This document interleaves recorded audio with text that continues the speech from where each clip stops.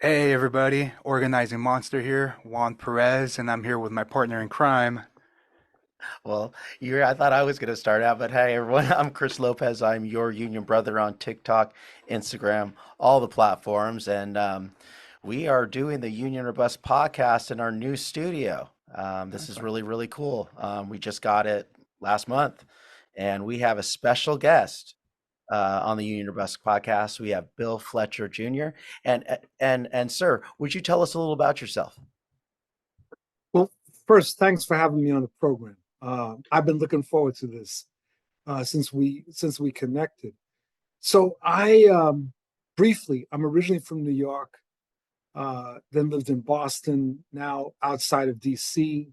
Um, my history of activism goes back to when I was 15, a high school activist. And in fact, since we'll probably be talking about this, my involvement with the issue of Palestine started in the spring of my freshman year in high school. And it had a major impact on my thinking. And so maybe if we have time, we'll get into that. Um, College graduate, went to work as a welder in a shipyard to get into the labor movement. I've been in the labor movement most of my adult life. Also ran an organization called Trans Africa Forum that dealt with, it was an organization that was very important in the anti apartheid struggle. And I took over as the second president. And, uh, and I continue to do work around the labor movement, international solidarity. And now I am a novelist. I have two murder mysteries out. Oh, cool. And so we can maybe talk about that as well. It's another part of my kind of who I am. I like how you mentioned solidarity because we got it right back here and international solidarity. I've seen that message. Um, I definitely consider you a labor movement activist, and it's interesting right now because UAW, Sean Fain, UAW is responsible for running one of the most successful strikes in U.S. history. Mhm. And I think Sean and people are looking up to labor right now when it comes to rebuilding the middle class. And Sean Fain and he is one of some unions that actually come in support of the ceasefire movement, UAW's official statement. And I think that we have this platform right now. Labor has this platform because our approval rating is like 71%, highest since 1965, maybe, and in Gen Z, 88%.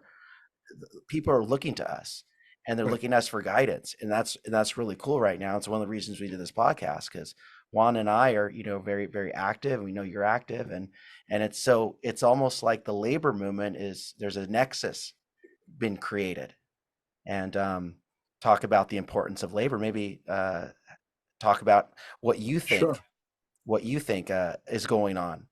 So I think that the developments in the United Auto Workers have been very, very important. I would situate this though in a somewhat different way. That beginning in the 1990s, there has been an active attempt to turn organized labor around, and it many people expected a much more rapid turnaround. It didn't happen. But there were various unions that started experimenting with different approaches to organizing, to collective bargaining, etc. And then we had Occupy. And Occupy, I think, along with the Madison, Wisconsin uprising, started to really focus more and more people on economic injustice at a very broad scale. I mean, all of this actually was initiated by the Arab uprising that begins in 2010, 2011. But when it comes to the US shores, that's when you start seeing it. Madison, Occupy. And this started to have an impact. So the rumblings have been there. It's sort of like the preparation before an earthquake. And then we had developments like the Teamsters, and their struggle with UPS. It almost became a strike. Then we had the Writers Guild and the SAG after. So a number of reverberations. And then the UAW, which I think carried out a brilliant job in so many ways, and very good tactics. So this is all very important. So, but point number two is this, that I think that when we look at these recent contract battles, even in their success, they've missed something. And the thing that they've missed in almost every case is they haven't built a greater connection between their bargaining demands and the broader public. So the broader public, in almost every one of these struggles, was in sympathy with the workers. But there's a difference between being in sympathy and actually being in solidarity. In that what you didn't really have. Let me give you an example. It's not the UAW. The Writers Guild and the Screen Actors Guild, one of their big issues was artificial intelligence Yeah. and the impact that that was having. Okay, well, the last time I checked, the Writers Guild and the Screen Actors Guild weren't the only people concerned about artificial intelligence in US society. In Yep. fact, it seems like millions of people are. Therefore, the question is, why not build a connection between your fight around artificial intelligence in the entertainment industry and what many of us are feeling and fearing now? Build that connection so that, to borrow from the Teamsters struggle of 1997, people felt in 97 when the Teamsters went up against UPS that the Teamsters were fighting for everybody, that they were fighting for workers who were part-time, contingent, as well as full-time. And people embrace that struggle. That's what we need across the board, that we need people to embrace what the UAW is doing, to embrace what the Writers Guild was doing, etc. And I think that that's going to be one of the big challenges, because it will ultimately mean changing the way we understand trade unionism. Right. And no, honestly, I agree with that wholeheartedly because when I would speak on what's going on with the Teamsters, what's going on with the writers and SAG on their fights, big part of it, like you said, it's with AI, the fight. And I was saying, like, look, check it out. These AI fights have been going on for a while when these warehouses are going into machinery. Right. Tesla is all machines now in their warehouse for the most part. So first they come for the warehouses and then they come for the truckers and then they're coming for actors now. So eventually this is a bigger problem than just these specific workers at the time. It's an ongoing fight for everybody.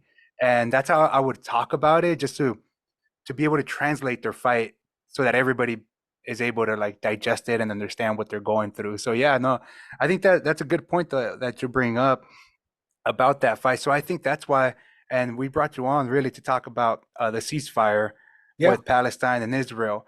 I think labor, by them taking a stance with this ceasefire, maybe we're connecting bigger with the world as a whole, with workers around the globe. We have that. We're beginning to have that international solidarity. And I'm gonna give you an example of that. We had Sarah Nelson on a couple Yeah. weeks ago, Mhm. the international president of AFA, and she talked about international solidarity. She talked about how the striking workers at Verizon, they struck a few years back here in the U.S. They're part of CWA, and then Verizon shipped these jobs over to the Philippines. Like, okay, fine, then we'll just ship these jobs over. And then people in the Philippines didn't fill those jobs. They're like, we're not going to be scabs. We're not going to do that to our American comrades out there. So they wouldn't go to work either. And that was a part of that international solidarity that we're talking about. So what, like what? I understand that labor is taking the stance right now, or some unions are taking the stance. Why aren't all unions taking the stance with this ceasefire? Why are people so afraid to speak on this? Is it because we're not that connected still, or are we in that phase right now where we're just beginning to be connected with the rest of the world? No, I think it's really important to understand that organized labor in the United States has always been divided on international issues.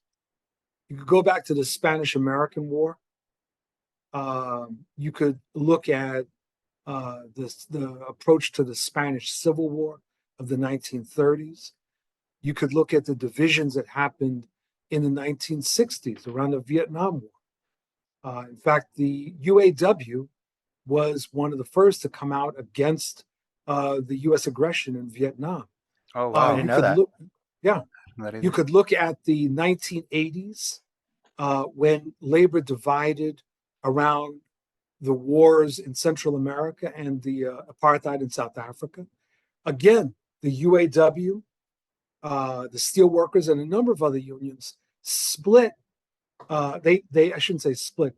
They took a very different position than the national AFL-CIO on that. So there is a long history to some unions in the movement taking a great stand on international solidarity and others not.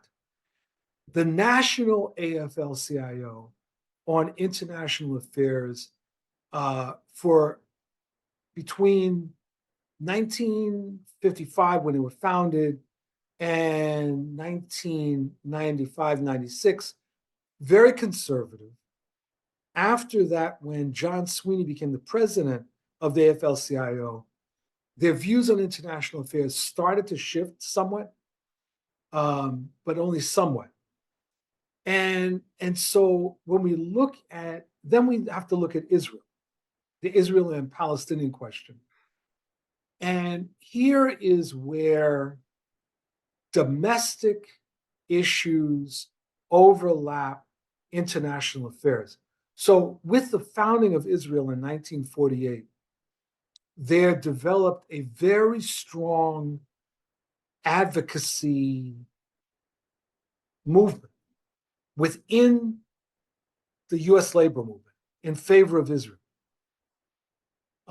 Organizations like the Jewish Labor Committee, very outspoken. And what happened in time, in part because of the alignment of the United States with Israel, and in part because there was a significant Zionist constituency within organized labor, there was a refusal. I don't think that's overstating it. A refusal to have a real honest to goodness discussion about the complexity and nature of the Israeli-Palestinian conflict.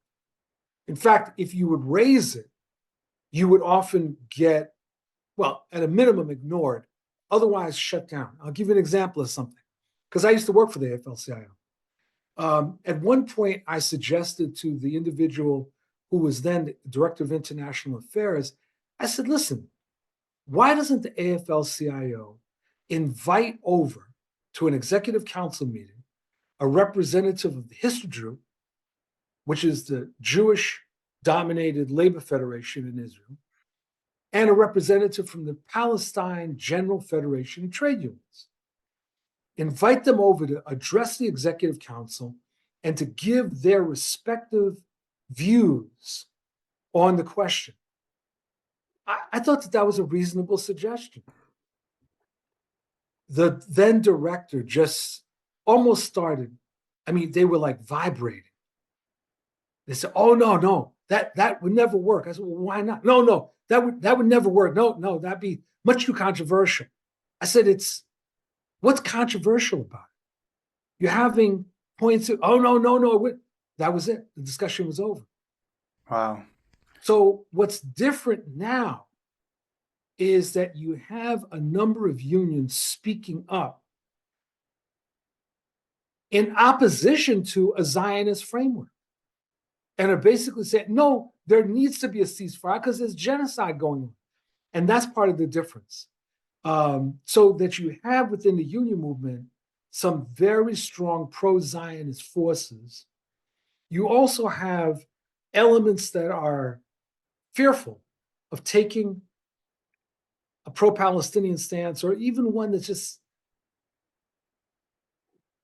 saying, let's look at this, because they're fearing backlash.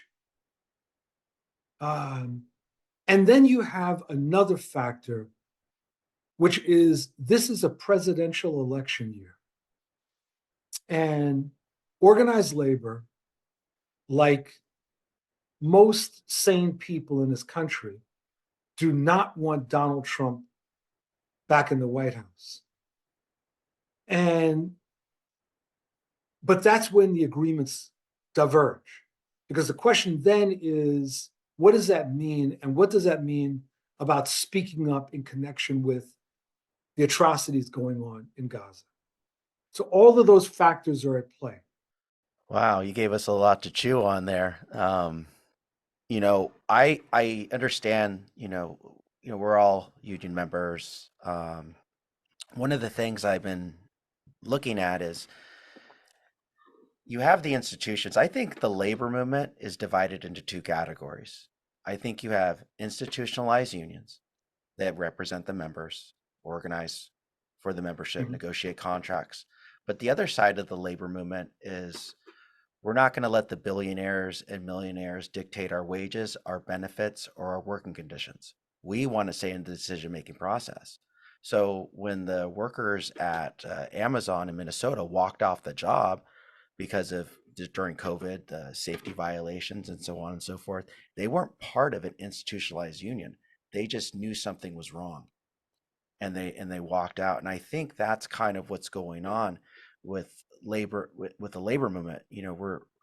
We're looking at, as a person, I don't agree with this and I want to speak up on this. And I think labor leaders, um, like Sean Fain, or that's great, kind of give the megaphone. But this podcast is dedicated to the labor movement. We're also dedicated on trying to do the right thing, and we really want um, the world to understand. It's also, yes, the institutions, you can have like an endorsement or an advocacy by a specific institution, but when you have people speaking out, when you have people in the streets marching and supporting a ceasefire, you don't have to be a part of a certain institution. You can be believe in doing the right thing. Mm-hmm. So I would divide the movement, the trade union movement. The labor movement is actually broader than the trade union movement, but I would divide the trade union movement into actually three segments, not two. Um, in the book that I co-authored with Fernando Gapacin, Solidarity Divided, we talk about labor having a conservative wing, a pragmatist wing, and a kind of left progressive wing. And the conservative wing are those that simply do not want to change. They like the way things are. They are trying to protect the narrow interests of unions as institutions. And they're guided very much by the thinking of Samuel Gompers, the founding president of the American Federation of Labor, who talked about what was called bread and butter unionism, not getting involved in politics, things like that. The pragmatists are people that range. You could look at John L. Lewis, who had been the president of the mine workers in the 1930s through 50s, I think it was, who was someone who wanted to see the union movement grow and expand. But as long as it didn't go too far, did not go too far to the left. But these are people that would be willing to work with the left as long as they were, they meaning the pragmatists, were running the show. And then you have more the progressive wing. And these elements have been at odds with one another over time. And one of the critical things at the level of strategy is to figure out how to isolate and defeat the conservative element. And that necessitates various kinds of alliances. So you end up having some trade union leaders who can be very militant. Um, their language can be very, very strong, but they're willing to go but so far. Fernando and I was saying that the union movement needs to be guided by what we called social justice unionism, a different framework than was articulated by Gompers. And so there's a struggle that we're constantly engaged in over really the heart and soul of trade unionism. And that's like an ongoing struggle. And the question is, who ends up having the balance at any one particular time? Yeah, I think that's definitely tough because I used to work for the Labor Council Yeah. here in San Diego, and the Mhm. Labor Council is the glue for all the unions to fall under and keep Oh them all yeah. together. So in the Labor Council, when we have our meetings, yeah, we have delegates from all the unions. So we have Unite Here with predominantly women, women of color, immigrant women. And then on this side, we have AFG, American Federation of Government Employees, that represents Border Patrol. Right. And how do you hold that room together and have the same agenda together? That Yeah. was always a battle, no matter what. There's That's always a right. union that had their own kind of philosophy on unionism or even agenda of like, no, we should invest in this politician because they want to do this. No, we should invest in this other politician because they want to do that. So Right. I think labor is trying to hold, it's like the country, the United States. We're trying to hold all the states together, millions of people together that have 100 different ideologies. That's what labor is too. Just a smaller faction of it, I guess. But like, for example, when you were talking about the unions that just want to keep it the way it is, the conservative side of it, and Mhm. we're kind of questioning the moment right now, like we're questioning that pragmatism. Um, right now, I see people questioning the whole cops, police officers. Should they Mhm. be part of a union and part of the labor movement? They're Mhm. workers too. We say Mhm. all workers deserve dignity and respect, Right. especially cops and border patrol and ICE. So it's kind of interesting what I'm observing myself is like, oh my God, there's so many different ideologies. But at the end of the day, what we all want is for everybody to have a union and a voice and to have a livable wage and health care. How do we get there with Wow. with all these divisions, without like Chris has a saying, it's Uh, the main thing is to keep the main thing the main with thing. the other one, Mm. the one where they chopped somebody's Oh nose off. yeah, yeah. Uh, Well, yeah. I mean, there's a I'm Christian and my dad's Hindu, and there's an old proverb in India that says after you cut off someone's nose, there's no point in giving them a rose to smell. After you demean what someone holds as valuable, you could tell them the truth, but they'll never believe you because you demean what someone holds as valuable. Mm. And and I think because I'm pro life, Juan's pro choice, and this podcast and what we want for our viewers is we want to create something where people can rally around Abraham Maslow, you know, food, drink, shelter. That's kind of what we see what's going on. People are having, what is it, 60% of people are living paycheck to paycheck. Mhm. You know, it's kind of it's terrible what's going on, but I think the labor movement can rally around, food, drink, shelter, safety needs, affordable health care. I'm saying universal health care. I think unions can come together under international solidarity because, like Juan's right, he's like people have different interests, different political interests, but it's like who's to argue, giving someone something to eat or giving someone a place to live, or giving someone, the safety needs that they need, universal health care. And so it's very complicated. Um, but that's why this podcast is here, Yeah, to break it down. and I Yeah. think labor right now is organizing around the ceasefire. I think right now it's like the question at hand, basically. I before the whole situation that happened October 7th, I wouldn't say it often, but I was thinking in my head like, well, yeah, Biden's better than Trump, and he's horrible on a lot of things, just so is Trump. But Biden is good on the NLRB, labor. He's surrounding himself around a bunch of labor people. They passed a lot of laws that help with organizing. Through the pandemic, they allowed unions to apply for PPP loans, not just businesses. Mm-hmm. So they benefited my local union specifically. So I knew those facts. So I would always kind of argue back, like, well, actually, Right. Biden will help with organized labor. Right. But then with this situation that happened October 7th, I was like, honestly, to me, I was in the Marines, I've been deployed. To me, this is that bad of a situation that I was like, you know what, fuck Biden too. And I've talked to a bunch of people that are saying the exact same thing. People of color, women of color, they're saying, you know what, yeah, this is the last straw for me too. I don't care if it burns.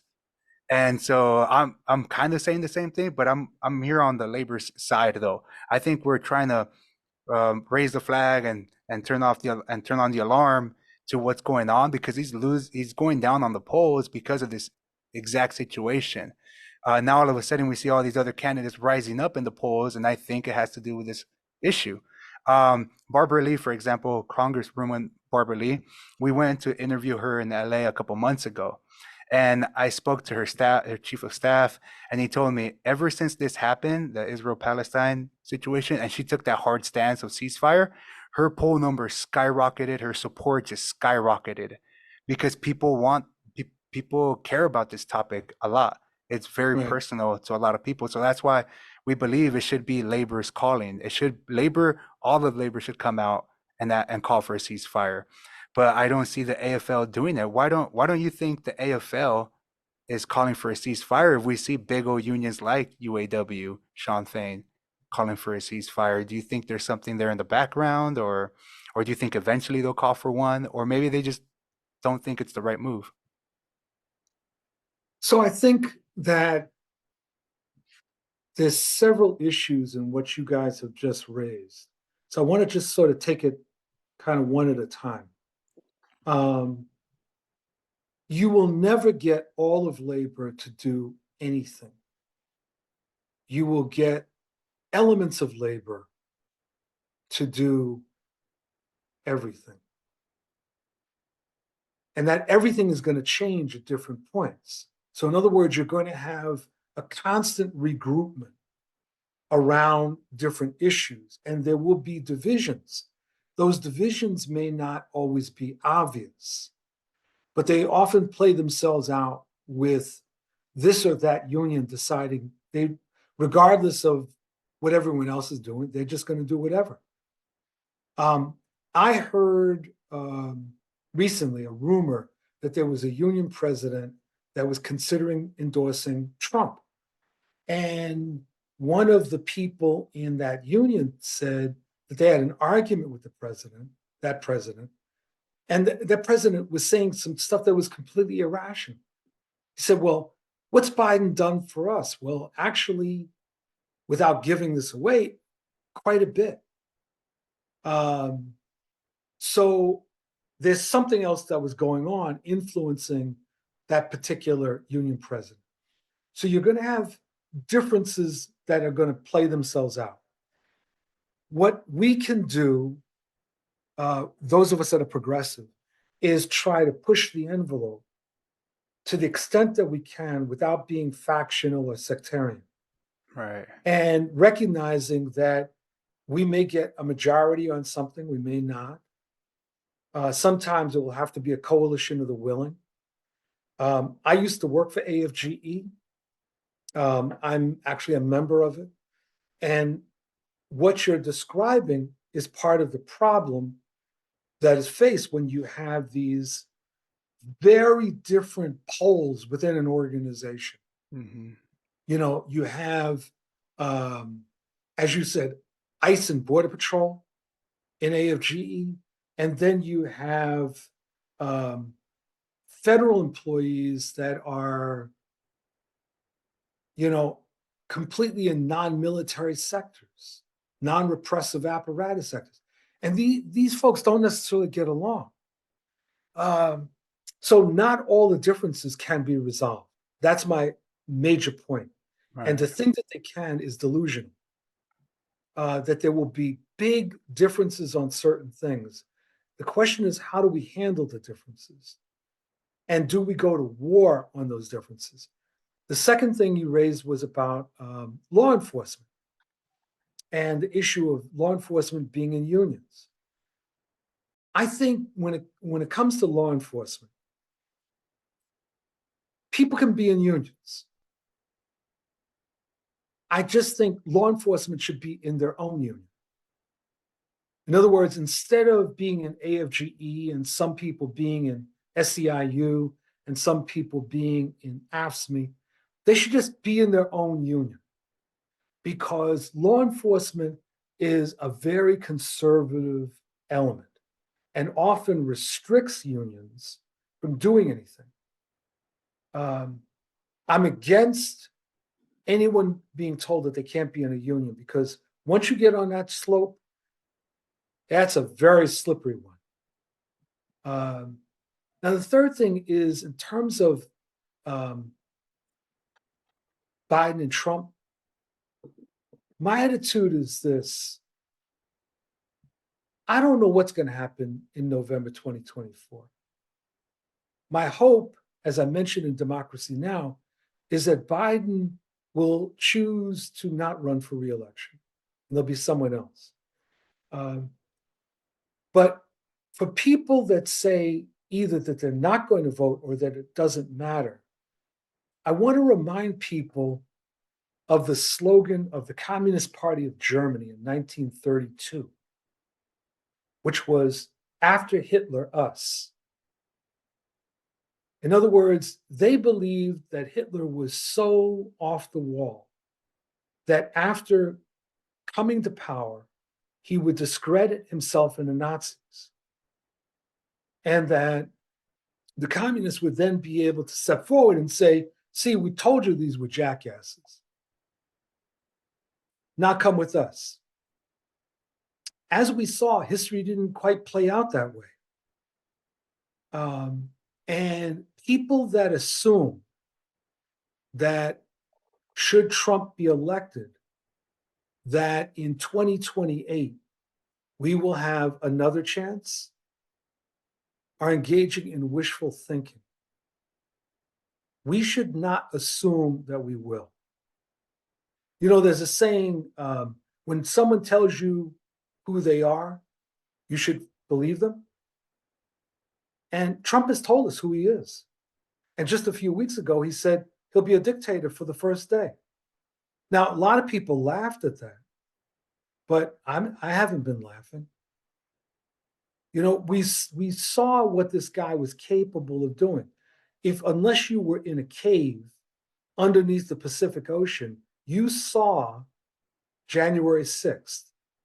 So we know what they're capable of doing. We know that the far right is well armed. And I'm not talking about double barrel shotguns. I'm talking about AR-15s.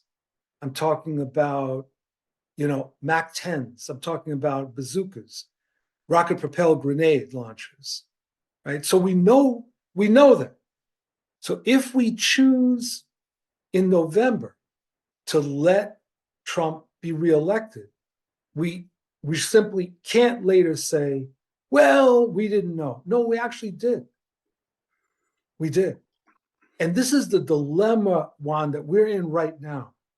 And this is not an easy one. And which is why I've said in fact, just an hour ago, I was saying to a high school friend of mine, I'm not talking to people right now mainly about the elections. I'm talking about, we've got to get the US to change its position on Gaza. That's what I'm focusing on.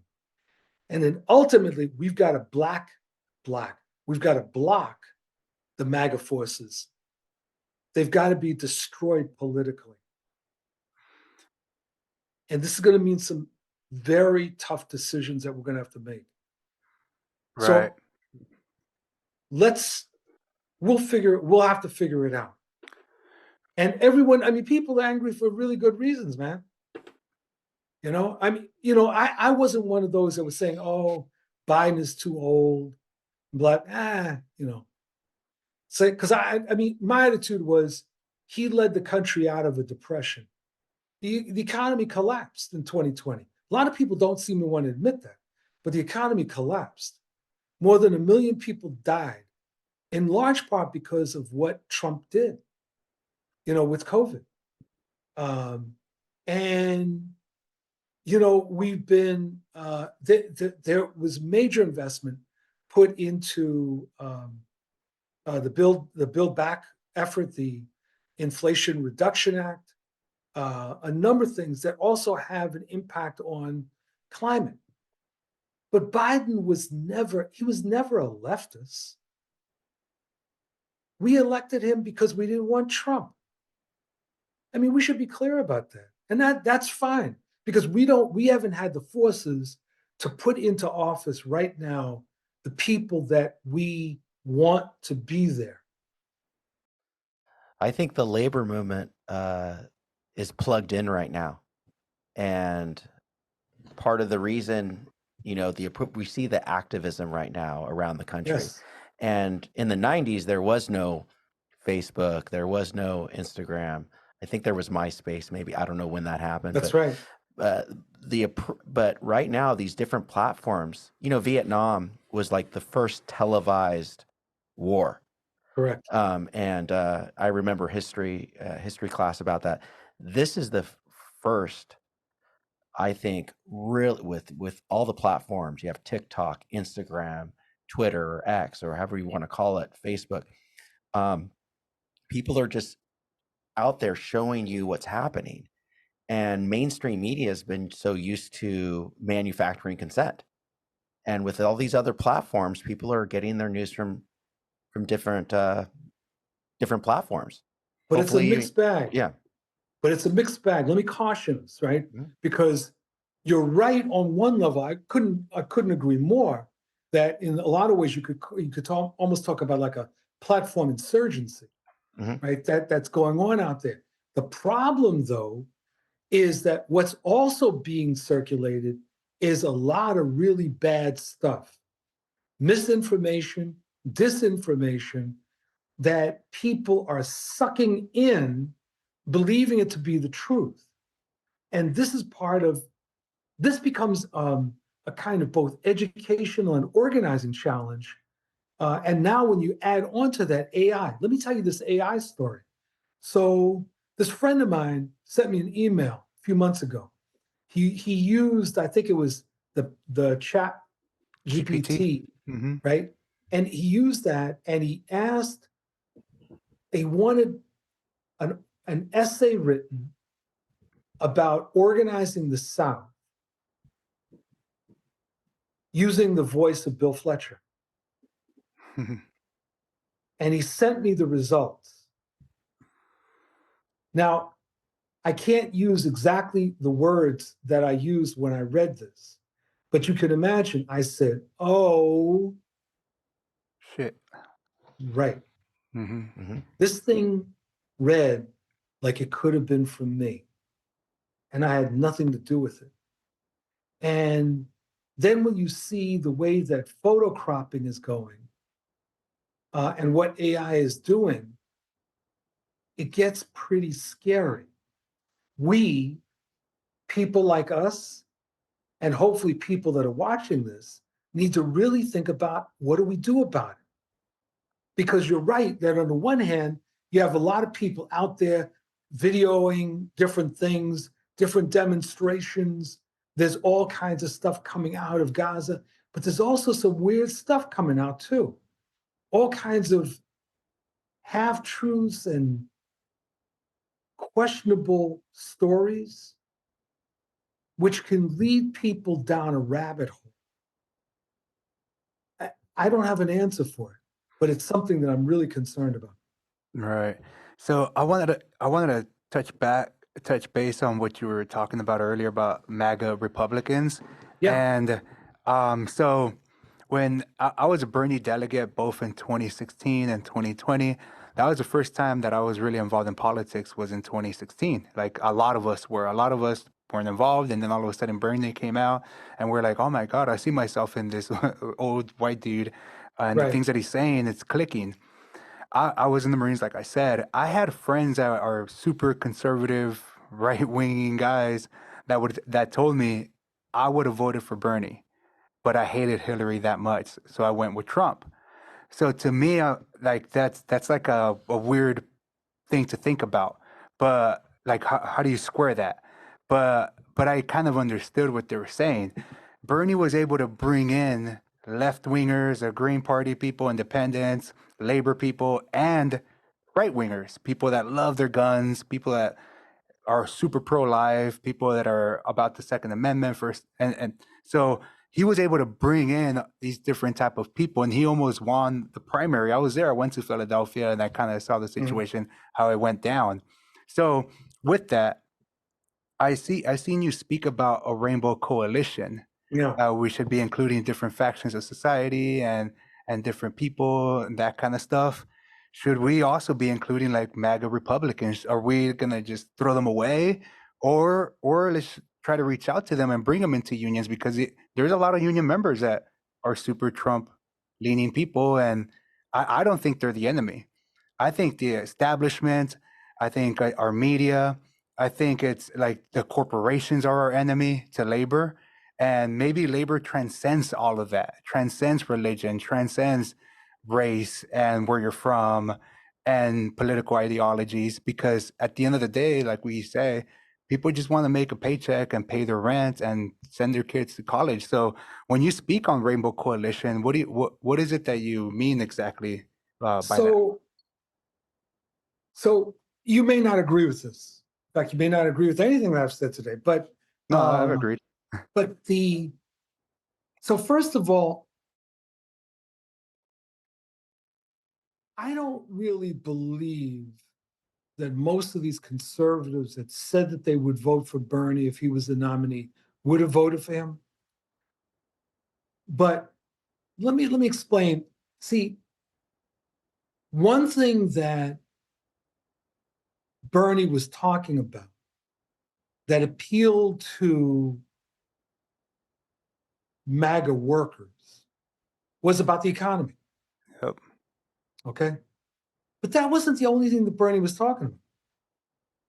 And in fact, Bernie was talking about a lot of the stuff that Trump was talking about from a different angle, Yeah, I agree. right? So that while Trump was talking about demonizing Mexicans, Bernie was talking exactly the opposite. When Trump was talking about um, women's right to choose and control their body, it was like, you see what I mean? They were at Yeah. odds. So I'm not convinced that they would have voted. But let's leave that aside for a second. The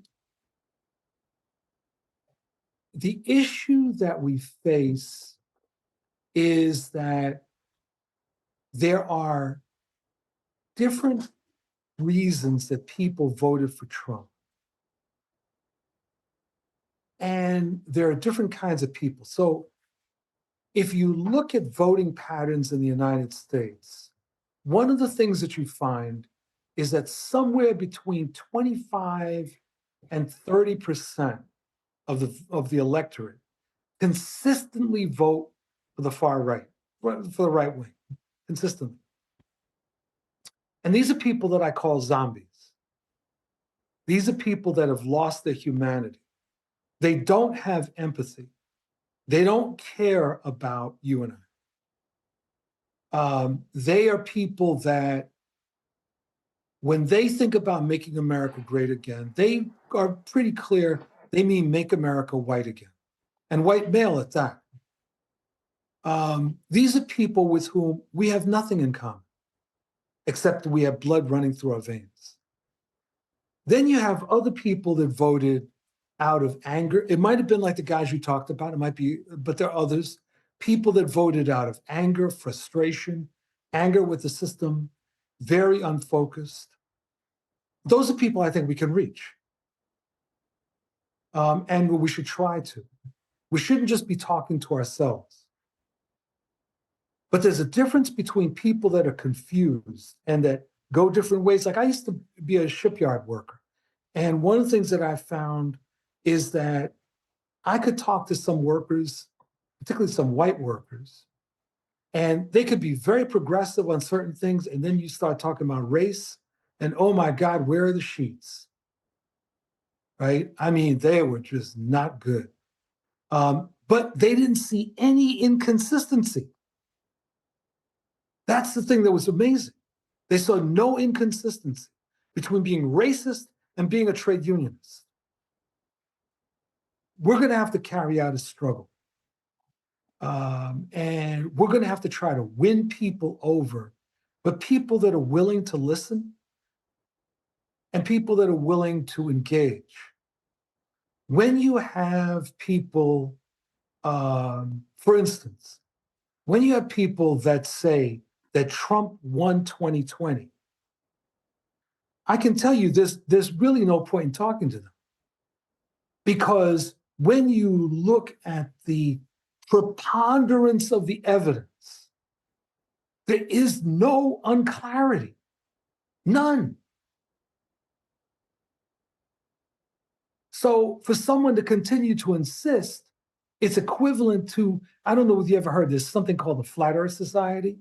And these are people that believe that the earth is flat. Oh, yeah. And, Oh, yeah. right? Yeah. And I remember back in the 60s, there was a Gemini capsule that was flying around the earth.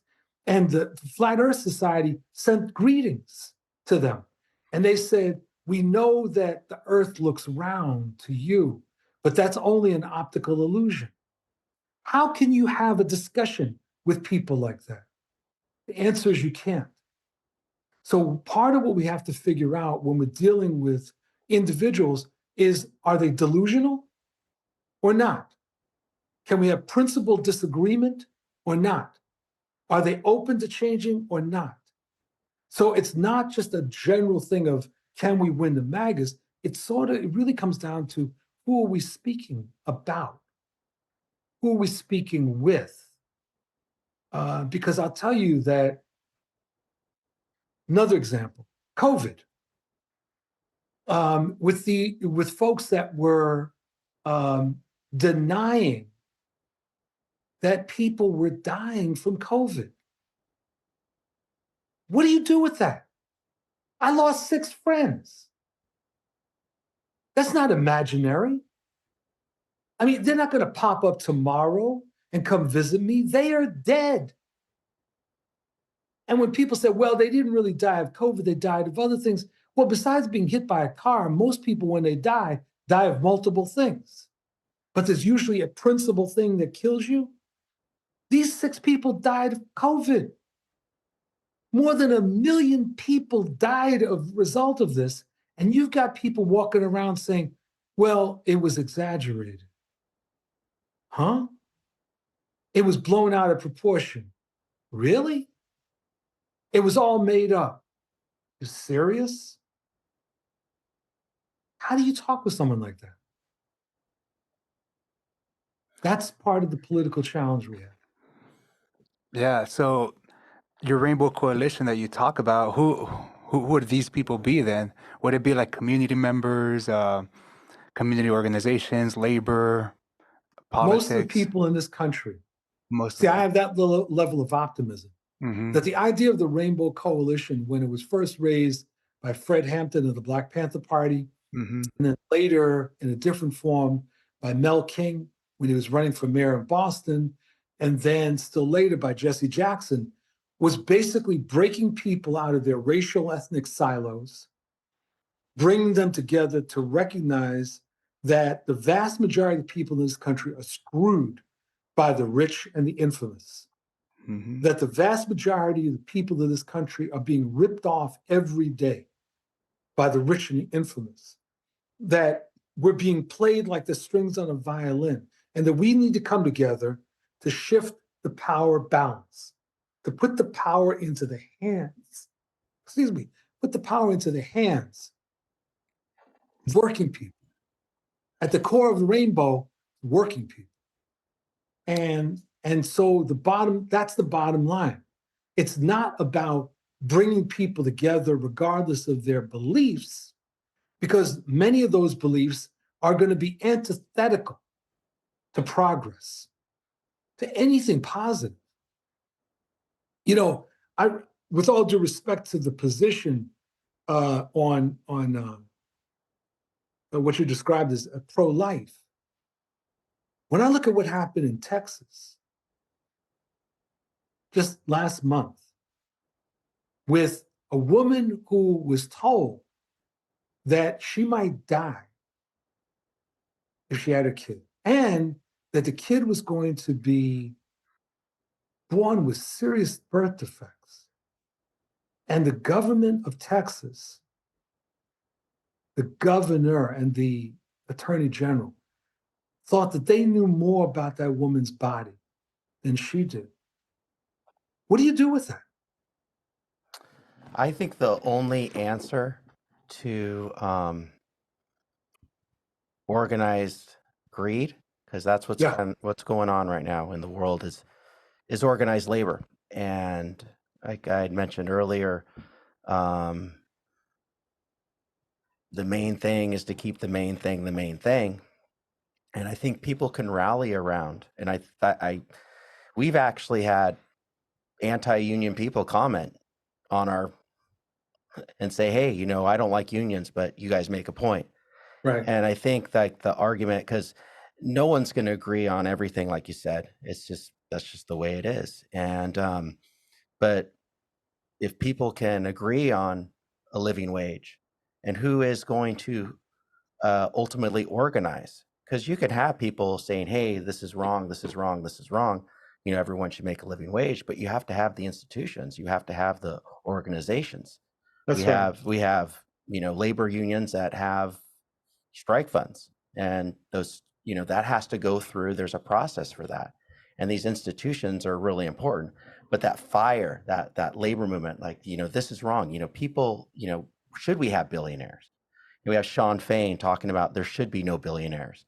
Right. We have the Sarah Nelsons, we have the Sean O'Briens, and I think right now the labor, the stars are coming out. We have Chris Malls, who helped form the first labor union on Staten Island for Amazon. So there's this energy, and it's hard to measure energy. Like you can measure like elections, like you can measure like, okay, well, let's say, you say this person didn't win. Well, we can measure the irrationality of that. We have the votes. There's no evidence. There's no direct evidence or circumstantial evidence to substantiate the position.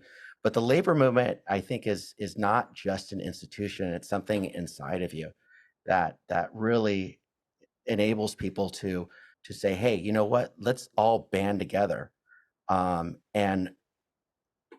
sometimes you do, and you might have I ran a picket line for 4.5 months, and I had 35 people walking on my line the last day, and 50% of them were from a different political party. I had Right. arguments, so, but we knew at the end of the day, the foundation of the labor movement is you have to hold the line.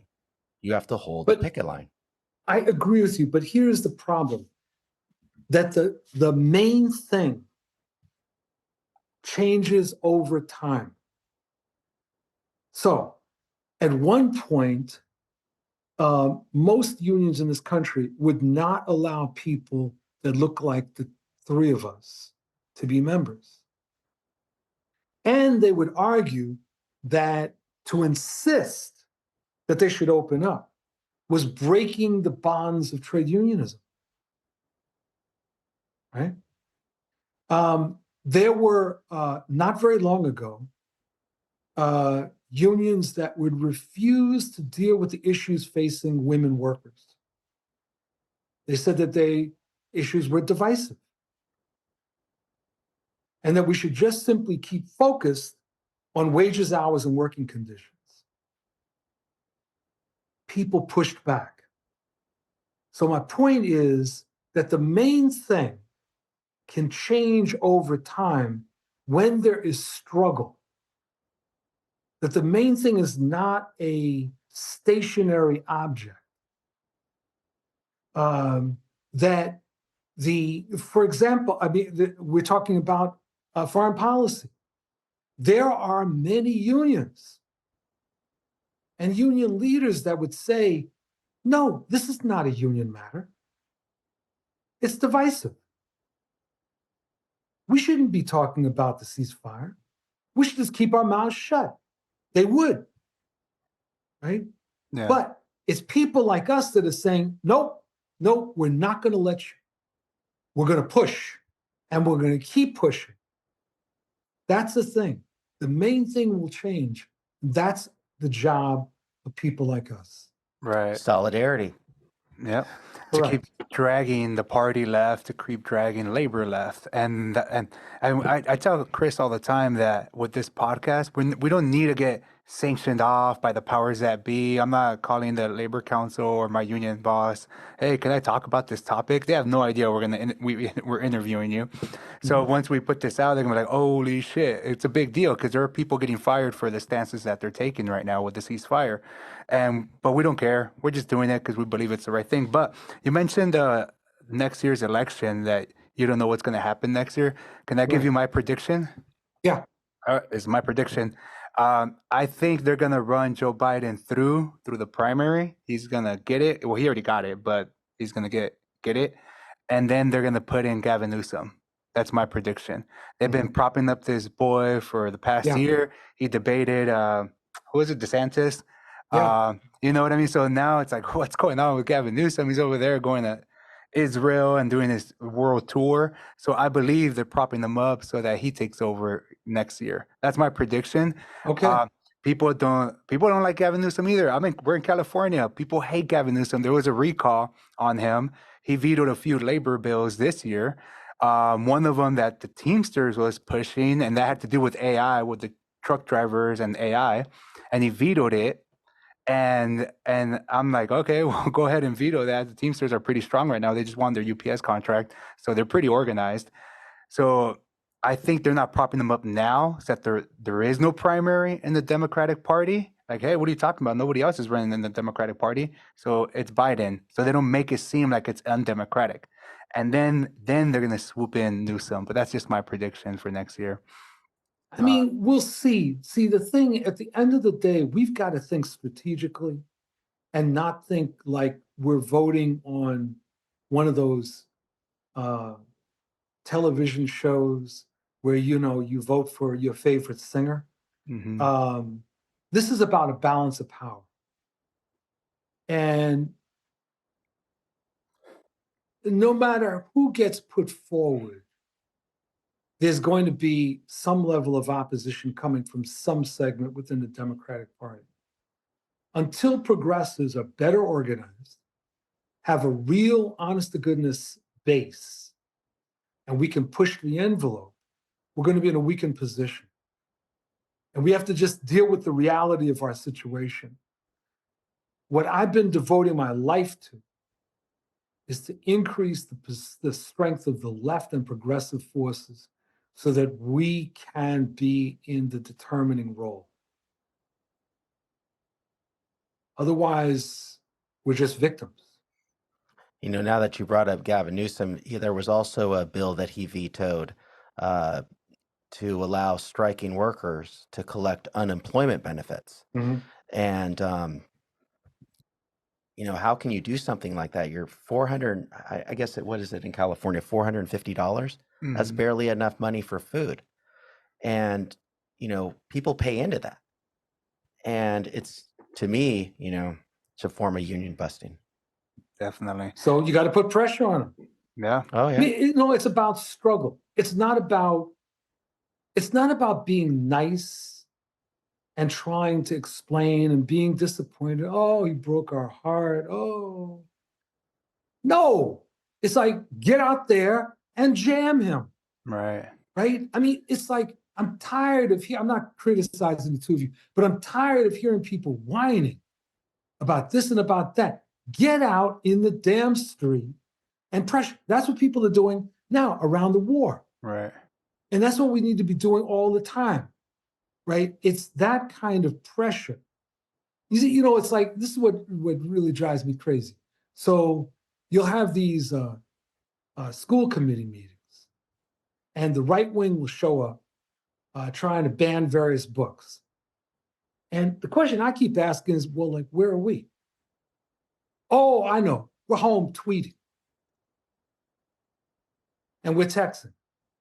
And we're shaking our hands. Oh, this is terrible. This is terrible. And the right wing is getting all the photo ops. They're there, putting the pressure on the school committee. And we're, right? When do we show up, outnumber them, right? And make our point clear? I mean, that's what struggle is. It's not about opinion polls. It's not about texting. It's about getting your ass out there on the line. Right. No, definitely. That's why I keep bringing Bernie up. Bernie, once his campaign was over, I feel like the left got shattered. Everybody that I was following on Twitter, Facebook, my friends that I made throughout the campaign, we all picked our own little silos after that. We shattered Right. again because we're like, well, that guy is not good enough for me. That woman is not good enough for me because of this. That's right. So we just shattered. So I think the left, we do need a regrouping strategy or something, and that's why I think it's labor. Labor is regrouping us, and we're regrouping labor. We're taking the initiative by having this podcast. This is not a full-time gig, by the way. I'm a full-time organizer, union organizer, so I organize workers all the time. I talk to them, and my role is to make sure workers have a union and better wages and healthcare and a pension. And Chris is a rep. He makes sure that every worker gets represented that are under his contract. So trust me, we're out there talking to people. This is just our little bonus round. This is our fun that we do, But see, you're doing more than that, Juan. You're actually doing, the two of you are doing more than that. You're not just getting people around wages, hours, and working conditions. What you're doing is you're helping them to build a vehicle to free themselves. You're helping them to build a vehicle that can increase the respect that they deserve. And you're giving them a vehicle that actually can become a mechanism for taking on a whole series of battles beyond what you're talking about right now. That's the beauty of the union. That there's all kinds of things that are possible if we organize people and if we engage in a discussion with them, not telling them, but a discussion with them, winning them over. And in some cases, we're going to be won over to other things. Mm-hmm. That's the beauty of the work that the two of you are engaged in. Solidarity, bringing it back. And, this metaphor I always think of, if you see like blades of grass blowing in the wind, if you see, all of them make a sound. Every single individual blade of grass makes a sound. And I think sometimes that's all the problems of the world. And if you had to listen to every single thing that was going on in the world, the sound would be deafening. And I think this podcast and I think the labor movement is putting a spotlight. And if we can put a spotlight on something, and whatever that spotlight is, labor movement, I think, is going to be a part of that. And solidarity, organizing, and like you said, everyone deserves a union. Yeah. Well, Bill, I think we've been on for like an hour. We usually shoot for about an hour. Thank you for coming on. Do you have any last words or, like I said, we're just starting out. We've been out for a year with this podcast, but we've had pretty big guests on, and we're the hottest labor podcast. And the hottest labor podcast in San Diego. Self-proclaimed, but because there is no other in San Diego, except for these guys. These guys are the Valley Labor Report, and they're out of Alabama. This is their shirt. I bought their shirt just in solidarity with them. We're planning on flying them in. But do you have any last words for our viewers? On your stance or what you believe in, or how do we build? How do we come out of this hole?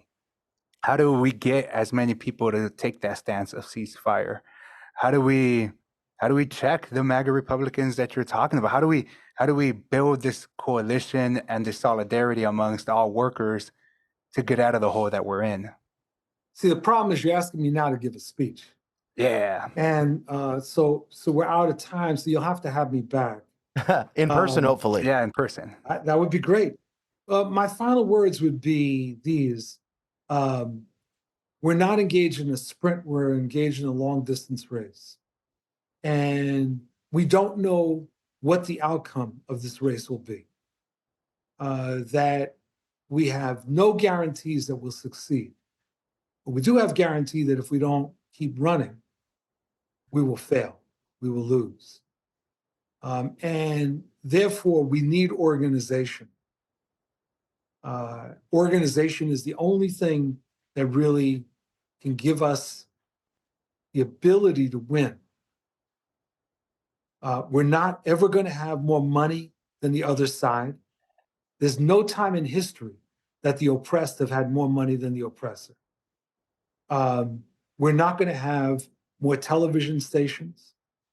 We're not going to have more super platforms. All we got is organization. That's why organization is critical. We build it and we can win. We remain isolated and we're toast. Cool. Thank There you for you having go. me on the program. Thank you, Bill. Thank you very much, sir. Well, there you Okay. go, Chris. There goes another episode of Union or Bust. And we'll catch you on the flip side. Have a good one, everyone.